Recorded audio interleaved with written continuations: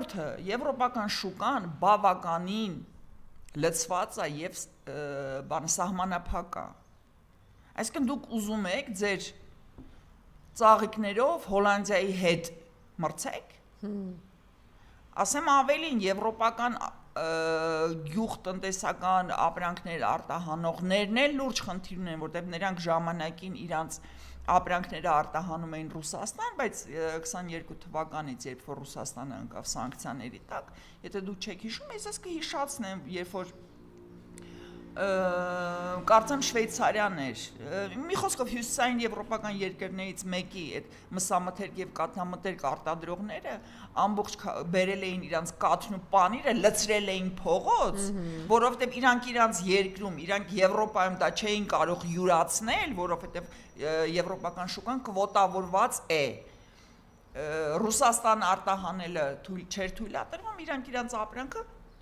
ապրանքով հեղեղեցին փողոցները։ Դուք հիմա ուզում եք ինձ պատմեք, որ իրանք իրանց տնտեսվարողների շահերը չէին կարողացել պաշտպանել, հիմա պաշտպանելու են ձեր տնտեսվարողների շահերը, իհարկե ոչ, որտեղ կրկնում եմ, Եվրոպայի շուկան կվոտավորված է ամեն մի պետություն, ինչքան տոկոս ապրանք կարող է յուրացնել կամ վաճառել Եվրոպայի տարածքում, մնացածը արտահանվում է եւ արտահանող երկրներից ամենամեծն ու կարևորը դա Ռուսաստանն էր։ Եվ ամենակարևորը, որ այսօր Ռուսաստանը արդեն հայկական գյուղմթերքի փոխարեն պայմանագրեր է կնքում, որ այդ ամեն ինչը բերելու է Ադրբեջանից, այսինքն մենք եւս մեկ անգամ Նիկոլ Փաշինյանը հնարավորություն է տալիս Ադրբեջանին փող աշխատել, կտրելով այդ փողը Հայաստանի Հանրապետության քաղաքացիների բերանից եւ նրանց երեխաների բերանից։ Այսինքն այս ամբողջ պատմության մեջ բոլորը շահում են կամ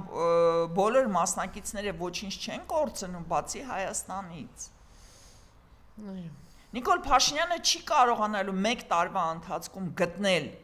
շուկա գյուղմթերքը յուրացնելու համար,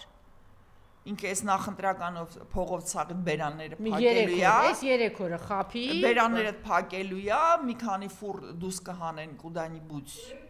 Եվրոպա, Չկարողա հոպարն էլ ասի ուղարկի Էրդողանը։